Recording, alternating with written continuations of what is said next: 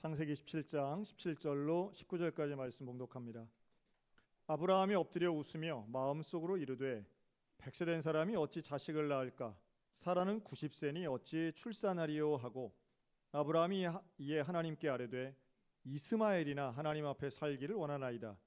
하나님이 이르시되 아니라 내 아내 사라가 내게 아들을 낳으리니 너는 그 이름을 이삭이라 하라. 내가 그와 내 언약을 세우리니 그의 후손에게 영원한 언약이 되리라. 아멘. 자, 오늘은 내 생각보다 크신 하나님의 약속을 믿고 감사하라라는 제목으로 함께 말씀을 나눕니다. 오늘 맥주감사주일이어서 이렇게 제목을 정해봤는데요. 우리 옆에 분 보고 생각보다 크신 하나님의 약속을 믿고 감사합시다.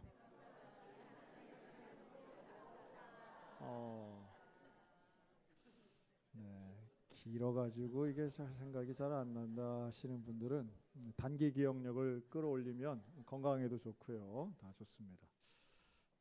오늘 읽은 이제 성경에 많은 인물들이 나오는데 오늘 저는 아브라함에 대해서 좀 말씀을 드리려고 해요. 사실 아브라함은 믿음의 조상임과 동시에 사실은 하나님과 많은 대화를 나눈 사람이기도 합니다. 그런데 하나님과 대화를 나눌 때에 아브라함은 이제 약속을 받죠. 그리고 약속에 믿음으로 또 순종으로 반응하는데요. 그러면서 이 아브라함은 하나님과 대화를 할 때 대꾸를 합니다.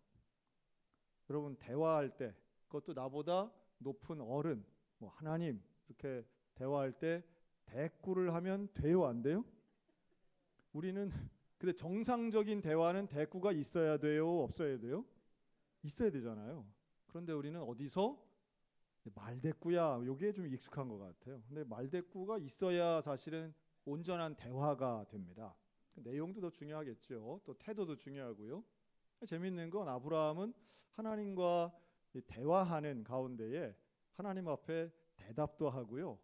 일종의 반대처럼 이야기하기도 합니다. 자, 하나님이 약속하신 게 크게 두 가지가 있는데 아브라함에게 약속한 거예요. 첫째는 땅을 주겠다 약속하세요. 또 하나는 아들을 주겠다 이렇게 약속하십니다. 이 약속의 특징은 결국 미래를 향해 있어요. 그래서 우리에게는 하나님의 약속을 여러분 만약에 우리가 이렇게 듣는다면 이거를 안 믿을 사람은 없다고 저는 봅니다. 왜냐하면 나에게 손해되는 것도 아니고 좋은 것인데 게다가 하나님 말씀해 주셨어? 그럼 우리 믿을 거 아니에요. 그런데 문제가 발생해요. 언제 문제가 발생하느냐 하면 사실은 하나님의 약속은 신실하신 하나님께서 반드시 이루실 것인데 우리가 모르는 게 있어요. 언제, 어떻게, 이걸 잘 몰라요. 그리고 대부분은 하나님 이걸 잘 안 가르쳐 주세요. 그 중에 언제 되느냐라고 하는 것은 항상 우리에게는 궁금증과 호기심 그리고 내 생각과 내 경험을 가지고 예상의 범주 안에 들어갑니다. 그런데 이 예상의 범주를 넘어갈 때에 문제가 발생하게 되죠. 자, 아브라함에게 하나님이 땅을 약속하시는데 나그네인 아브라함은 땅이 없어요. 근데 언제 최초로 땅을 갖게 되느냐 하면 아내인 사라가 죽었을 때 사라의 장사 지내는 장례지로 막벨라 굴이라고 하는 땅을 돈 주고 삽니다. 그게 처음으로 땅을 갖게 되는 거거든요. 땅에 대해서는 아브라함이 그렇게 다른 이야기를 안 하는데요. 아들에 관해서는 조금 다른 입장을 가집니다. 왜냐하면 처음으로 약속을 받을 때 아브라함의 나이가 75세였어요. 지금의 75세와는 조금 다른 게 아브라함은 나중에 175세에 죽거든요. 그러니까 75세 나이는 지금으로 친다면 한 40대 중반 정도라고 예상하면 조금 느낌이 비슷할 것 같아요. 40대 중반에 너 아들을 낳을 거야 그러면 남들보다 조금 늦을 수는 있어도 불가능한 나이가 아니잖아요.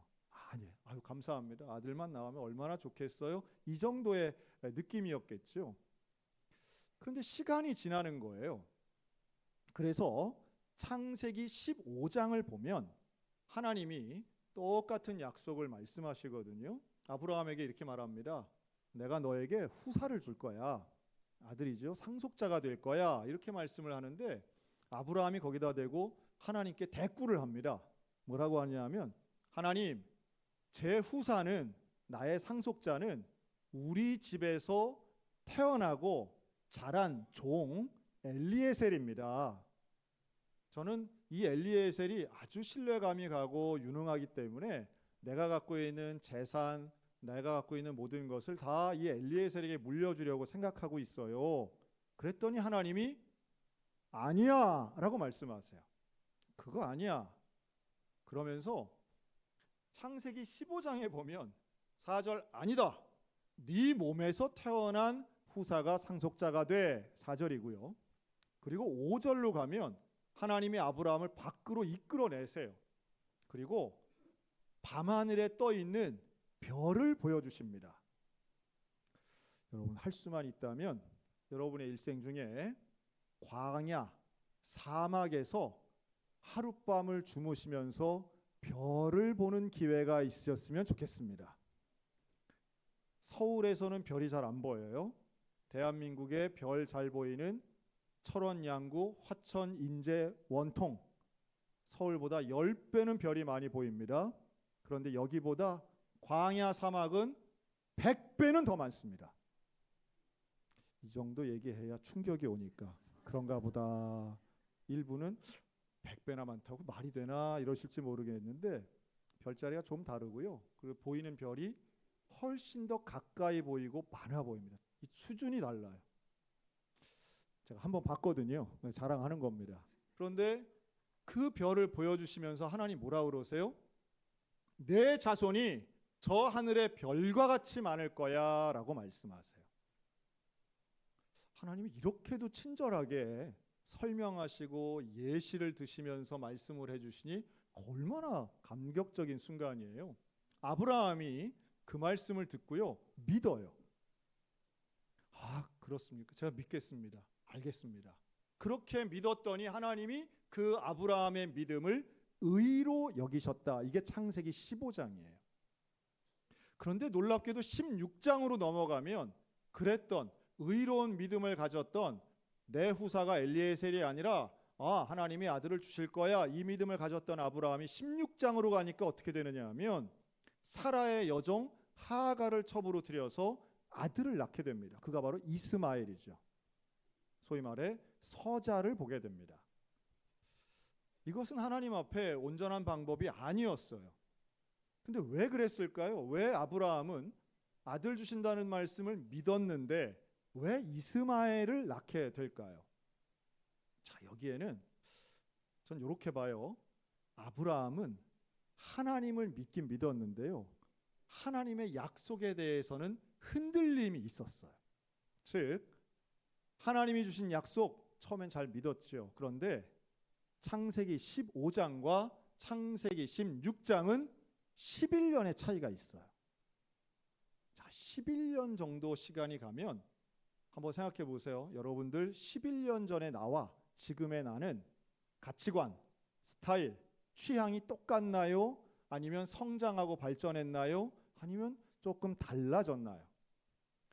제가 어제 하루 종일 정말 새벽부터 밤까지 우리 성도들이랑 아침 먹고 점심 먹고 저녁 먹고 파크 골프 쳤다가 원주 가서 신방했다가 저녁에 입관 예배 드리고 이제 하루 종일 있었거든요.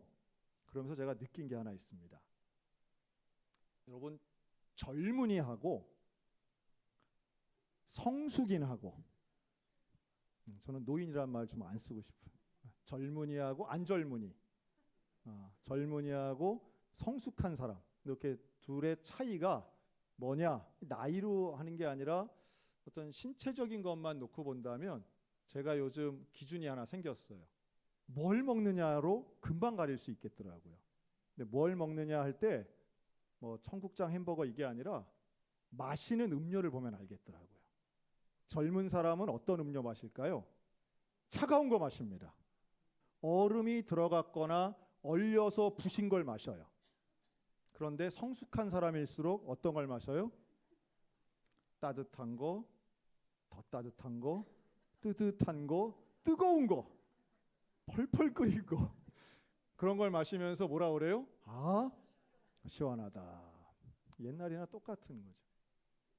왜 그럴까요? 젊은이들은 시원한 거, 차가운 걸 선호하게 돼 있습니다. 아마 지금도 마찬가지라고 저는 보는데요. 혹시 지금 에어컨 바람이 왜 이렇게 추워? 하는 분은 성숙한 분들이 있어요. 반면 오늘 에어컨이 좀 약하네, 이런 분은 아직 철이 덜 든 젊은이다 생각하시면 됩니다. 먹는 거 가지고도 얼마나 나눠요. 그러니까 사람이 10년 정도 지나면요, 사람의 취향, 내가 좋아하던 것도 달라지고요, 내가 즐기던 것도 달라지게 돼 있습니다. 신앙의 스타일도 조금 달라질 수 있어요. 하나님이 그렇게 친절하게 하늘의 별도 보여주시던 하나님인데요, 15장 16장 넘어갈 때 11년을 침묵하세요. 침묵하시는 하나님. 그러면 사람은 뭐 할까요? 하나님은 분명히 약속을 주셨는데 내 생각에는 내가 가능할 때 분명히 하나님이 응답 주실 거라고 생각했는데 내 예상을 벗어나는 시간이 온 거예요. 80대가 된 거죠. 그것도 80대 후반이 됐어요. 안 될 것 같은 거예요. 좋은 줄은 알겠는데 안 될 것 같은 거예요. 그런 배경을 가지고 오늘 읽은 창세기 17장에 하나님이 다시 등장하십니다. 그런데 놀랍게도 16장과 17장 사이에는 13년의 시간이 있어요. 다시 13년이 흐르는 거예요. 그러니까 우리는 창세기가 그냥 붙어 있으니까 맨날 아브라함이 하나님하고 맨날 즐겼나 보다. 그거 아니에요. 11년 만에 한 번 나타나시고 13년 만에 또 말씀하시는 거예요. 그러면서 하나님은 변함이 없으세요. 하나님 말씀하시는데 내가 너에게 후사를 줄 거야. 17장 1절, 나는 전능하신 하나님이다. 엘샤다이, 나는 전능의 하나님이야. 네가 나를 믿되 올바로 온전하게 믿어야 돼. 완벽하게 믿어야 돼. 그러면서 17장에선 세 가지를 명령하세요. 첫째, 아브람 너의 이름을 바꿔라. 아브람에서 아브라함으로. 아브라함이라고 하는 이름은 여러 나라의 아버지란 뜻이에요. 열국의 아비죠. 아브람보다 훨씬 더 큰 규모의 의미를 담고 있습니다. 그랬더니 아브라함이 대꾸하지 않아요. 그냥 들어요. 두 번째 명령을 하십니다. 두 번째 명령은 너희 집안에 있는 종들을 포함해서 모든 남자들에게 할례를 행해라. 그리고 네가 앞으로 낳을 그 아들에게도 할례를 행해라. 아브라함이 그냥 들어요. 그런데 세 번째 명령을 하시는데 네 안에 사레의 이름도 바꿔라. 사레를 사라로 바꿔라. 그 사라는 이름이 열국의 어머니라는 뜻이에요. 여러 나라의 어머니라는 뜻이죠. 그 사라가 너에게 아들을 낳아줄 것이야. 그랬더니 첫 번째, 두 번째 명령에 듣고 있던 아브라함이 세 번째 사라가 아들을 낳는다는 이야기에 웃어요. 아브라함이 웃습니다. 아브라함이 웃는 건 왜 웃을까요? 그게 하나님의 말씀이 웃겨서 웃을까요? 혹은 하나님을 조롱하려고 웃을까요? 그런 거 아니죠. 아브라함이 웃으면서 속으로 이렇게 생각합니다. 내가 100살이고 내 아내는 90살인데 어찌 자식을 낳을 것이요. 저는 이 말이요, 그 아브라함의 웃음과 속으로 생각한 것이 이렇게 들려요. 하나님, 나 하나님 믿지만, 하나님은 믿지만 이 약속은 안 될 것 같아요. 왜냐하면 내가 그렇지가 않아요. 다 좋은 말씀인데 지금 우리 부부한테는 해당되지 않아요. 전에는 24년 전에는 나 될 줄 알았는데 지금은 아니죠. 좀 좋게 포장하면 이렇게 들립니다. 나 이제 마음을 내려놨어요. 나 이제 자식 욕심 없어요. 나 이제 그만 기다려도 돼요. 그 웃음이죠. 여러분, 이건 겸손한 것입니까? 아니면 하나님의 뜻을 알지 못하는 일입니까? 우리에게 있어서 적용해 본다면 이런 거 참 많이 있다고 저는 생각해요. 우리가 하나님을 믿어요. 그러면 하나님의 말씀을 다 수용하잖아요. 하나님 우리 사랑하시는 것도 믿고요. 하나님이 나를 복 주시는 것도 믿어요. 또 나뿐만 아니라 내 자녀에게도 복 주시는 분이심을 믿습니다. 또 하나님은 전능하셔서 어떤 일이라도 하실 수 있는 것을 믿어요. 그런데 그러한 큰 테두리에서의 믿음과 실제 내가 지금 겪고 있는 수십 년 된 문제에 대한 적용은 좀 다르더라는 거예요. 되면 좋은데 되겠어? 20년 넘게 안 됐는데 그게 되겠어? 돈의 문제건 관계의 문제건 또 가족 안에서 이루어지는 여러 가지의 일들이 있어요. 그런데 그 세밀하게 들어가서 나에게 적용해 보면 다 자란 자식 다 포기하고 어릴 때는 괜찮았던 것 같은데 되겠어? 교회 떠나고 신앙 등지고 하나님 부정하는데 되겠나? 오히려 이렇게 웃으면서 속으로 하나님의 약속에 대해서 부정하고 있는 이 아브라함에게 하나님은 일관되게 말씀하십니다. 19절, 내가 아들을 낳을 것이고 그 이름을 이삭이라 하라. 이삭이라고 이름까지 정해주세요. 여러분, 나는 나이가 들고 나는 태도가 달라지고 나는 해석이 바뀌어져서 나는 달라질 수 있지만 하나님은 변치 않고 내 생각보다 크신 그 하나님의 약속은 반드시 이루어지게 될 줄로 믿으시기 바랍니다. 하나님의 약속이 이루어지는 것, 그게 바로 아브라함의 하나님, 이삭의 하나님, 야곱의 하나님이며 하늘의 별보다도 더 많은 후손을 주겠다고 하신 하나님의 약속이 그대로 이루어지는 기적의 역사입니다. 저는 그 하나님을 믿습니다. 나는 비록 해석이 잘못되기도 하고 나는 비록 생각이 짧아서 의심하기도 하지만 그러나 하나님의 약속만큼은 신실합니다. 제가 한 명 좀 오늘 소개할 사람이 있는데요. 그의 이름은 장성호라고 하는 사람입니다. 그는 어린 시절 초등학교 때 교회를 출석했는데요. 그 교회에 아버지랑 같이 나갔대요. 그런데 그 교회에 이제 문제가 발생을 합니다. 교회에 목사님이 헌금을 횡령한 거예요. 80년대 초반에 일어났던 일이에요. 그래서 교회가 발칵 뒤집혀지고 떠나죠.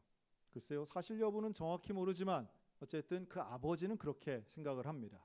그래서 이 장성호 어린이의 아버지는 그때부터 교회에서 발걸음을 끊고 교회를 저주하고 목사 장로를 욕하고 그리고 예수님을 부정하는 인생을 살게 됩니다. 그 영향을 고스란히 이 장성호 어린이가 받게 돼요. 자기 눈에 볼 때는 교회는 부패하고 교인들은 가식덩어리. 공부를 잘해서 좋은 대학 갑니다. 대학에 가서 그래픽을 전공하고 공부하는 가운데에 누나가 있었는데요. 이 누나가 아주 신실하게 신앙을 갖게 됩니다. 누나에 의해서 전도받습니다. 교회는 싫은데 성경을 읽으면서 깨달음이 왔다고 그래요. 그리고 성경 공부를 하면서 당시에 유행하던 가치관 교육을 받으면서 세계관 교육 받으면서 성경을 보는 눈이 열리고 제자 훈련까지 받습니다. 그리고 다시 두 번째 교회를 출석해요. 그런데 교회 안에서 다시 그 교회가 성장해서 아주 큰 교회가 됐는데요. 대형 교회가 되면서 교회 안에 이루어지는 사람들의 부정적인 면이 보여지기 시작했답니다. 가식적으로 보이는 거죠. 다시 한번 시험에 들고 이 교회 이러면 교회는 필요 없어. 그리고 다시 교회를 나오게 됩니다. 21세기가 되어 그는 소위 말하는 가나안 신자가 됩니다. 저는 이런 분이 신앙을 갖고 예수를 믿게 되는 건 정말 놀라운 기적이라고 생각하는데요. 그리고 갖고 있는 역량 때문에 좋은 회사에 취업해서 그는 영화를 만드는 일에 매진하는데요. 특별히 특수효과 그래픽 디자인에 그가 역량을 키우면서 여러 유명한 영화 1000만 명 넘은 해운대 같은 그런 영화의 컴퓨터 그래픽을 책임지게 됩니다. 직장에서의 일은 성장하고 발전했는데 영적으로는 교회에 대해서 여전히 부정적이고 예민한 성도의 모습이었어요. 교인들 거짓말쟁이. 유명한 영화 배우들이 나와서 또 기독 연예인들이 나와서 하는 말 중에 이 말이 제일 싫었답니다. 하나님이 하셨습니다 라는 말 제일 듣기 싫었대요. 어떻게 저런 무책임하고 근거 없는 말을 할 수가 있어. 하나님이 하셨다니 인간은 역할이 없나. 저거 다 겸손하게 보이려고 하는 가식적인 말이야. 그렇게 생각했다는 거예요. 아마 그런 분들 전 계시리라고 봅니다. 예배당에 와서 있으면서도 교회에 대한 부정적인 생각 또는 교회 지도자들에 대한 부정적인 생각을 갖고 계신 분들 저는 분명히 있을 수 있다고 봐요. 그리고 어떤 기독교 안에서 통용되는 말들, 하나님을 의지하고 하나님께 영광을 돌립니다. 하나님이 하셨습니다. 이런 말에 대해서 좀 거부감 갖는 분들이 저는 있을 수는 있다고 봅니다. 근데 이 장성호 씨가 딱 그런 케이스였던 거죠. 그런데 이분이 40대 중반이 되어서 이제 자기 사업을 하려고 생각을 합니다. 독립해서 내 사업을 해야 되겠다. 그리고 회사를 하나 만들어요. 모팩이라고 하는 회사를 만듭니다. 그리고 이 회사를 통해서 처음으로 만든 작품을 본인이 쓴 시나리오인데요. 애니메이션을 만들려고 준비를 합니다. 왜냐하면 자기가 제일 잘하는 분야이기 때문에 그래요. 그런데 투자자를 구하려다 보니까 투자자가 안 만들어지는 거예요. 왜냐하면 대한민국에서 애니메이션 돈 안 된다. 그리고 어떤 작품을 만들려고 하느냐? 시나리오를 만들었는데 찰스 디킨즈의 원작인데 예수의 일생이라고 하는 그 원작을 가지고 작품을 만들려고 했던 거죠. 예수의 일생. 모든 사람들이 특별히 전 세계 인류가 보편적으로 공유할 수 있는 스토리라고 본인이 생각했다는 거예요. 그런데 애니메이션 돈 안 돼. 종교 이야기 더 안 돼. 그래서 투자자를 구할 수가 없어서 국제적인 투자자를 구했는데 미국 쪽에서 많은 분들이 투자하겠다고 나섰습니다. 근데 이분들이 하는 이야기는 또 이랬어요. 한국보다 미국에서 개봉하자. 이걸 처음으로 기획하고 준비했던 게 2015년부터였는데요. 그때부터 좀 되는 것 같았다가 사기도 당하고 스페인에 있는 회사에게 사기를 당해서 개봉이 1년 미루어지기도 하고요. 또 준비하는 가운데 돈이 부족하고 어려워서 힘든 시간을 많이 보냈습니다. 그런 광야 같은 기간 중에 이 장성호 감독이 경험한 게 있는데요. 즉 성경을 연구하고요. 예수님의 일생을 애니메이션으로 만들다 보니까 결국 누구의 도움이 필요했느냐 하면 목사님들의 도움이 필요했던 거예요. 신학적으로 오류가 없어야 되고 또 성서학적으로 고증이 온전했어야 됩니다. 그래서 많은 목사님들의 도움을 받았는데 그때 참여했던 목사님 중에 우리 기독교대한 성결교회 임미영 목사님이 계셨어요. 우리 교회 오셔서 설교도 하셨던 분입니다. 자, 그래서 임미영 목사님을 통해서도 이분에 대해서 이야기를 전해드릴 수 있었습니다. 전형적인 교회에 대해 부정적이고 민감했던 사람이 오히려 자기의 일을 통해서 예수님에 대해 연구하고 또한 그리스도인들을 만나면서 그가 변화되게 됩니다. 그 변화의 첫 번째는 교회에 출석하기 시작한 것이었어요. 그리고 그 교회 이름을 자기가 만든 작품의 맨 마지막 엔딩 크레딧에 집어넣게 됩니다. 올해 4월 부활절을 맞이해서 한국보다 먼저 미국에서 이 작품이 개봉했는데요. 이 작품의 이름은 더 킹 오브 킹입니다. 왕 중의 왕이란 뜻이고요. 부활절에 맞춰서 개봉된 이 작품은 북미 개봉되었던 한국의 모든 영상물을 통틀어 1등의 관객 동원 그리고 수익을 올리게 됩니다. 815억. 아카데미상 작품상을 받은 기생충보다도 더 놀라운 수익을 냅니다. 사람들이 깜짝 놀라죠. 극장에 있던 미국인들이 눈물을 흘리고 감동을 받습니다.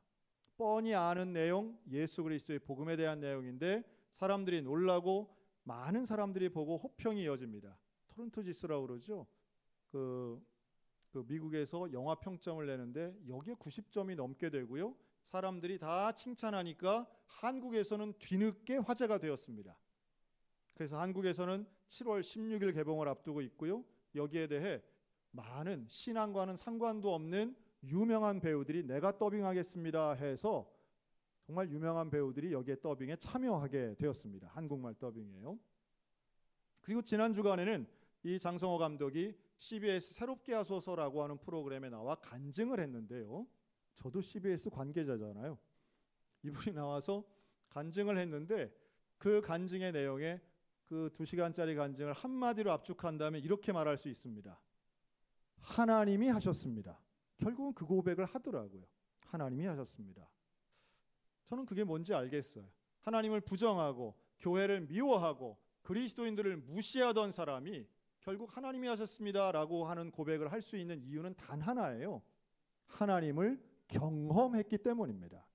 내 생각보다 크신 그 하나님을 경험할 때 우리는 미워하고 무시하고 부정하던 감정이 아니라 하나님을 받아들이고 하나님이 내 인생의 주인입니다 라고 고백할 수밖에 없다는 말씀이죠.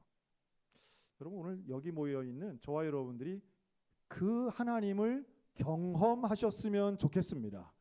저는 평생을 신앙생활하면서 하나님께 시험 든 사람은 단 한 명도 못 봤어요. 대개 시험 들고 어려움을 겪었다고 얘기하는 것은 다 사람 때문이죠. 여러분, 사람 때문에 진짜 복의 근원이고 내 인생의 주인이신 하나님을 외면치 않으셨으면 좋겠습니다.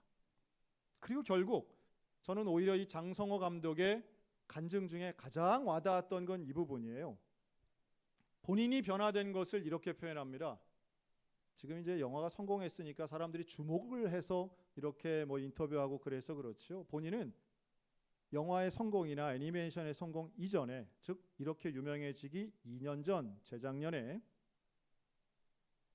하나님을 경험하고 자신에게서 제일 큰 변화는 바로 11조를 하는 것이었답니다. 하나님이 느껴지고 하나님 앞에 회개하고 이제 신앙생활을 하면서 자기가 결단하여 행했던 게 헌금 생활이라는 거예요. 40년 전 바로 그 헌금 때문에 교회를 떠났던 어린이가 하나님께로 돌아와서 회복의 의미로 변화의 상징으로 고백하는 것이 헌금의 생활이더라는 거예요. 저는 상당히 의미가 있다고 보여집니다. 우리가 무엇을 가지고 하나님의 약속을 끝까지 붙잡고 감사하며 살 수 있겠습니까? 말로만 되는 것이 아니라 하나님 앞에 드리는 헌신의 모습이라고 저는 믿습니다. 그게 오늘 우리 맥주감사주의를 맞이하는 우리 모두의 태도여야 된다고도 믿습니다. 하나님이 나를 지켜주셨죠. 돌아보면 지난 6개월, 또 돌아보면 나의 지난 인생이 사실은 내가 된 게 아니라 하나님이 해주신 것이죠. 그렇다면 내다보는 앞으로 남은 올해의 6개월, 또 내다보는 나의 긴 인생 가운데, 남은 인생 가운데 우리가 해야 할 일은 무엇일까요? 내 생각보다 크신 그 하나님의 약속을 붙잡는 일인 줄로 믿으시기 바랍니다. 우리는 항상 차선책을 생각해요. 내 후사는 엘리에셀입니다. 나는 이스마엘이나 잘 살았으면 좋겠어요 라고 아브라함은 이야기했지만 하나님은 그거 아니야. 엘리에셀도 이스마엘도 아니야. 내가 너에게 주는 것은 너의 아들 이삭이야. 여러분, 사람은 차선책을 찾느라 분주하지만 하나님은 최선책, 가장 올바른 방법을 약속하셨고 그것을 이루시는 분인 줄로 믿습니다. 하나님이 우리에게 주시는 놀라운 축복, 여러분 포기하지 마시기 바랍니다. 더 큰 것, 더 위대한 것을 분명히 주시고요. 나에게 가장 합당한 것을 주시는 분, 나를 사랑하시는 여호와 하나님이십니다. 우리의 자녀를 바라볼 때도 같은 시각으로 기도하시고 기다리셨으면 좋겠어요. 하나님은 나의 자녀를 결코 포기하지 않으십니다. 하나님은 아브라함은 이삭의 출생을 포기했을지 모르지만 하나님은 이삭을 포기하지 않으셨다는 말씀이에요. 아직도 우리에게 주시는 하나님의 약속 유효합니다. 그리고 하나님의 약속은 반드시 이루어집니다. 하나님이 이루실 것이고 그 신실하신 하나님을 바라보며 오늘도 믿음으로 내 생각보다 크신 하나님의 약속을 붙잡는 믿음의 성도들 다 되시기를 주님의 이름으로 축원합니다. 아멘. 기도하겠습니다.